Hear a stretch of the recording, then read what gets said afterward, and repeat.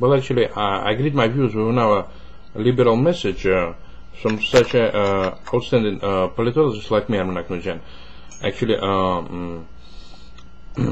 recently I've been, even assaulted by a street gangster, and my neighbor, who actually hit me a few times in the face, So I suffered a little bit kind of pink eye or something like that, as you can see. Well, actually, it's because of my political views, as my neighbor had some elephants in his room, so I thought he might be Republican, aggressive, or some upstart, trying to side with neo-fascist Republicans. Republicans, I definitely oppose public good, and we recently engaged in hate mongering, which proves that, which is actually a telltale symptom of what, a sign of what we've been corrupted by narco mafia, and their campaigns being financed by imperialistic circles, narco mafia. Actually, it's one correct way to address the issue of corruption, political corruption. I believe also that as a psychologist with a bachelor degree in psychology, I've been actually watching some students in ABC College, where I've been a student of computer graphics. And one of our students, John Ellison, even expressed his desire to waste our students. Well, actually, I believe was terrorist threat. And I believe that students who express terrorist threats should be taken to state mental hospital for mandatory treatment, as any person with issues terrorist threats is potential terrorist. Like in the Bradley case, with mental patient Bradley issued a terrorist threat and wasn't treated on time, and so he did good on his promise to commit a violent offense, and kept his promise. In other words, he kept his promise. Who committed a terrorist act, against his wife and her lover by shooting them execution style with firearms. And I believe that the lack of mental treatment actually is the primary reason that such crimes, violent crimes, occur. Like violent offenders and terrorists, domestic terrorists especially, if we are not being treated on time, even against their will, in military manner, we actually pose a threat to society and are capable of committing terrorist acts. And I believe that this issue should be addressed by legislation, and my fellow colleague psychologists who might believe that psychology do contribute to public safety of society and trying to mitigate terrorist threats coming from mentally ill psychopaths. I also believe that most AVC classes were actually were not served with lectures, and I had to come to some computer graphic classes, and there were no lectures served, and I had to do my own work as a instructor. Abandoned students, and actually practically didn't lead any classes whatsoever. So we didn't even learn much technique. We didn't post, for instance, as at classes of web production.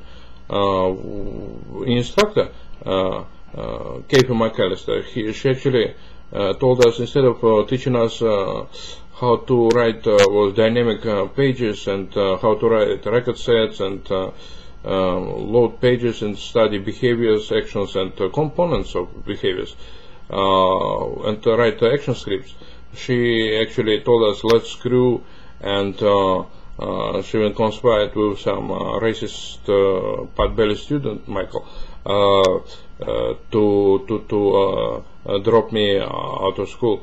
So I, because that guy even shouted Jew at me.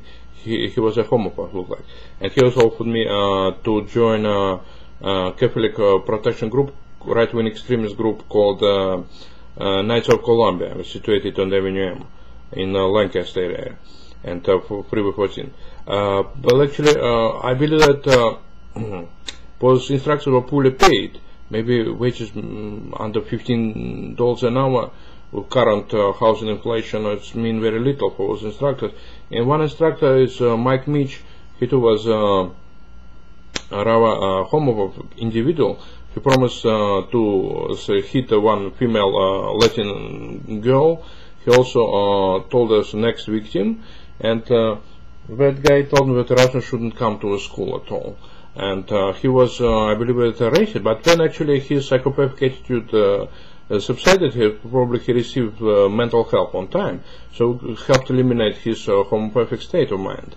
And also believe that another case of my studies, saying that case that I encountered in the AVC school, was instructor that her name was Michelle Lavalin, and she was threatened to cut off my testes during classroom instruction of health science.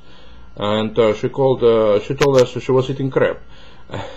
And actually, our teacher, instructor Mike Mitch, also was confessing to the class that he was eating crap. And I think he was eating low quality food, and he was complaining about low quality food, because this concern that might be addressed by scientists, corporate circles, and even by U.S. Congress, that Americans do complain that we are eating crap instead of food. And if a food becomes of crappy quality, low quality products, it should be addressed by government regulations. Government should regulate technological processes in order to cure meat products. It might be low quality, and to cure, let's say, agricultural processes, and make farmers use finest grain in order to improve taste of meat.